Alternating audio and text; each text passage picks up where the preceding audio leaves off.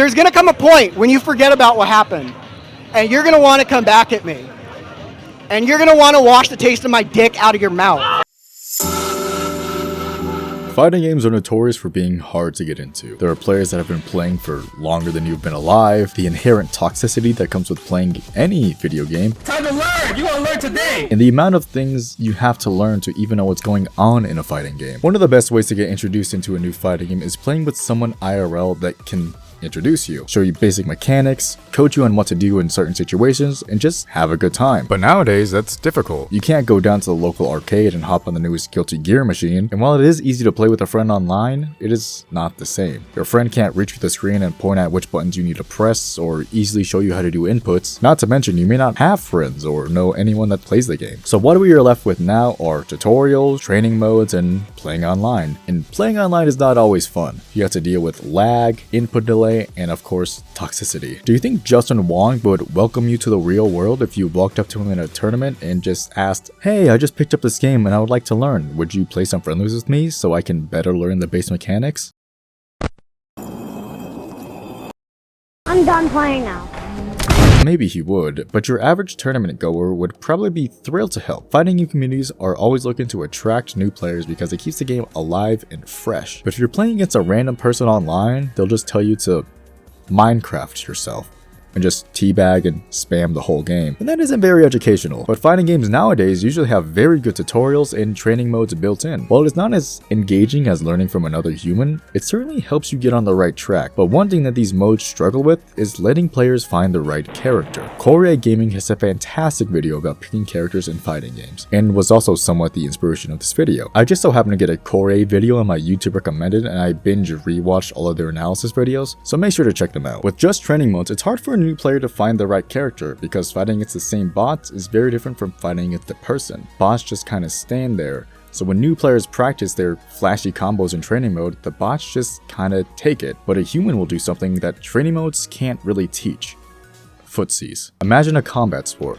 When a fight just starts, and in the first few seconds, both fighters just kind of stare at each other, throwing light jabs and just trying to feel each other out, trying to analyze their game plans, what their strengths and weaknesses are, and see how they react in certain situations. Then after getting a good feel, start committing to attacks more, looking for openings, and after finding one, going in. But what would happen if all you trained were combos once you got in? You wouldn't get in. You would get stuffed up by the opponent's superior footwork, jab, and control over their body. And this ties back into playing online. You might have already found the right character, but you go online and just get stuffed out, and after getting bodied, it might deter you from playing that character or just turning you off from the game in general. That is why I think Street Fighter 6 has one of the best ways that introduces new players to characters that they otherwise may not have found, and that's all thanks to this one mode, World Tour. World Tour is different to say the least. You first get to make your own custom character, which rivals Dark Souls' level of absurdity. Then you finally get into the game, and once you realize this is an open world RPG. You have main and side quests, you have stats, you have clothing and items that change your stats, you can use items in battle, there's a leveling system, and there's a skill tree. But the most important feature is the ability to choose your master. While you make your way through World Tour, you'll encounter several masters, from Luke,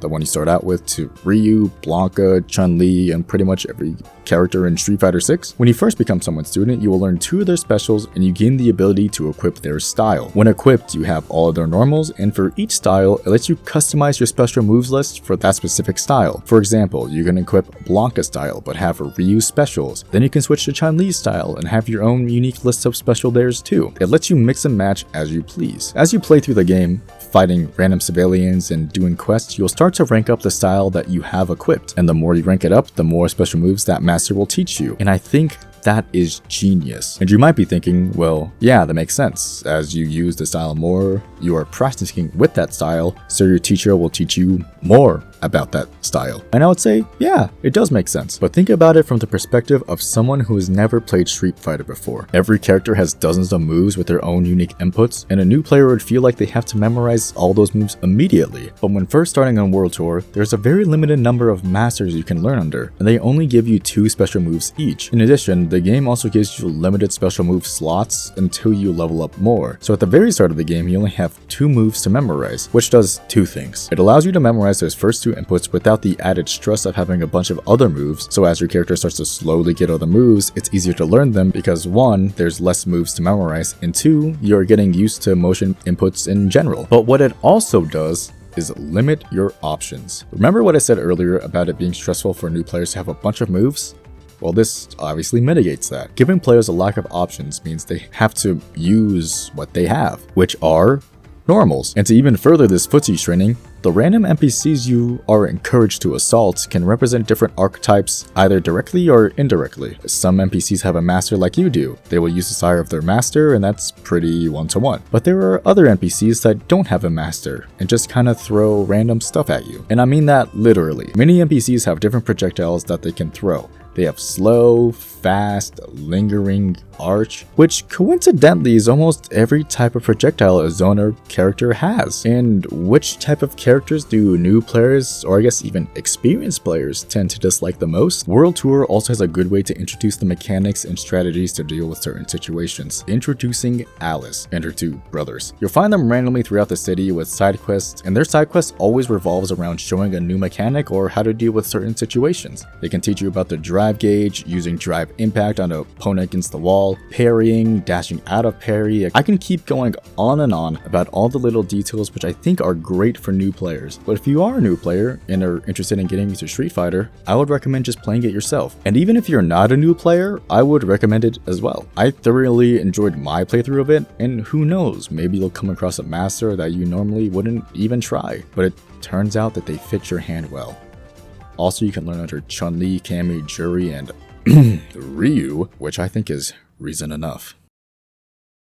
Thank you all for watching. I know it's been a while since my last upload. I have new things going on in my life, and I'm still working on finding a schedule that works well. I also just didn't have any footage or anything to make a new video, as I was out of town for a while, but I'm back now, and hopefully soon I will get back to a normal upload schedule. In the meantime, why not check out my streams? I stream most days of the week and I play a variety of games. Recently I've been streaming Bedrock Edition of Minecraft, trying to get all of the achievements. And that will take a lot of work. So if you are interested, I stream on Twitch and YouTube, so make sure you subscribe and hit that bell so you don't miss a stream or an upload. Well, that's it. Thank you once again, and I'll see you in the next one. Goodbye.